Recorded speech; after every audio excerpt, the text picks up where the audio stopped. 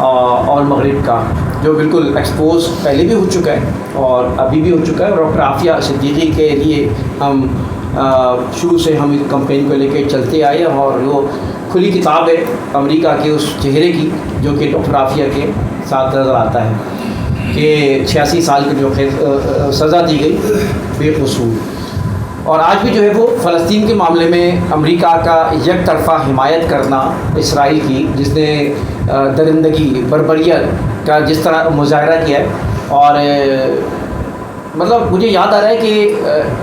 Human rights کے اگر ہم چارٹر کو دیکھیں جو کہ UN نے کہا ہے، اور اسی طرح پاکستان کے آرٹیکل 8 اور 12 کو دیکھیں، صاف کہا گیا ہے کہ کوئی بھی ایسا لا جو انسانی حقوق سے ہٹ کر ہو، انسانی حقوق کو ڈیمیج کرتا ہو، وہ کوئی لا ایکسیپٹ نہیں ہوگا. اور آج بھی بڑے بڑے فیصلے جو پاکستان میں ججز دیتے ہیں، آج بھی بڑے بڑے فیصلے جو سپریم کورٹ میں ہوتے ہیں یا ہائی کورٹ میں ہوتے ہیں، حیرت انگیز فیصلے ہوتے ہیں، لیکن اس کی بنیادی وجہ ہی دراصل فنڈامنٹل رائٹس ہوتے ہیں. اسی فنڈامنٹل رائٹس کو دیکھتے ہی فیصلے کیے جاتے ہیں. اس چیز کو ہمیں سمجھنا چاہیے. لیکن اسی فنڈامنٹل رائٹس کو جس نے UN نے بنایا کہ ایسے کوئی قانون جو کہ انسان کی بنیادی حقوق کو ڈیمیج کرتے ہو وہ نل اینڈ وائٹ ہو جائے گا اور اس کو ختم کر دیا جائے. لیکن یہاں پر ہم دیکھتے ہیں کہ یہاں پر یہ قانون پہ کوئی عمل درآمد نہیں ہوتا، اور مغرب امریکہ پے در پہ وائلیشن کر رہا ہے ان قوانین کی، پے در پہ اس بنیادی حقوق کو ڈیمیج کرتا آ رہا ہے. یہاں پر فلسطین کی ماؤں بہنوں بچوں اور تمام افراد کے کوئی بنیادی حقوق نظر نہیں آتے. ان کی آنکھیں بند ہیں اس وقت اس کے اوپر، اور وہ ویٹو پاور بھی اختیار کر رہے ہیں. اور وہ جو ہے ہر طرح کی جو ہے جو زیادتی ہو سکتی ہے وہ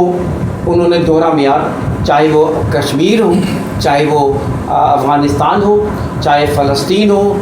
چاہے برما کا معاملہ رہا ہو، چاہے دنیا میں جتنے بھی ممالک جہاں مسلمان پس رہے ہیں وہاں پر جو ہے وہ یہ وائلیشن ہیومن رائٹس کی نظر آتی ہے. تو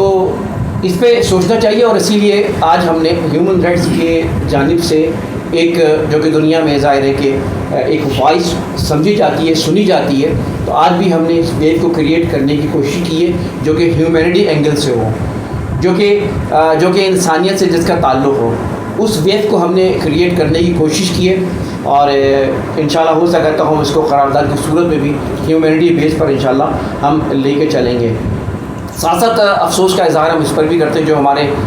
مسلمان ممالک کے جو سربراہ ہیں ان کے بھی ایک تصویر آپ کے سامنے ہے جس پہ ہم افسوس ہی کر سکتے ہیں. اس سے بھی آج کا ہمارا اجتماع، آج کا اجلاس مطالبہ کرتا ہے کہ وہ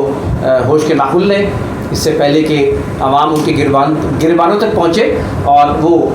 اس سے پہلے ہی کوئی بہتر اقدام کرنا شروع کر دیں. پاکستانی گورنمنٹ سے بھی ہم مطالبہ کرتے ہیں اس پلیٹ فارم سے، اس قرارداد کی صورت میں،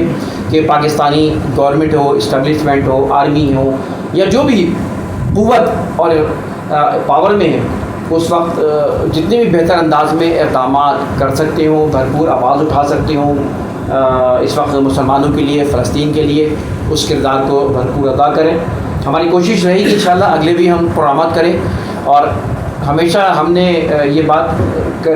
کی ہے کہ ہم نے اپنے پلیٹ فارم پہ مختلف تنظیموں کے، مختلف سیاسی جماعتوں کے، مذہبی جماعتوں کے لوگوں کو جمع کیا ہے، اور ڈاکٹر عافیہ صدیقی کی مہم ہی نہیں بھئی، بہت سے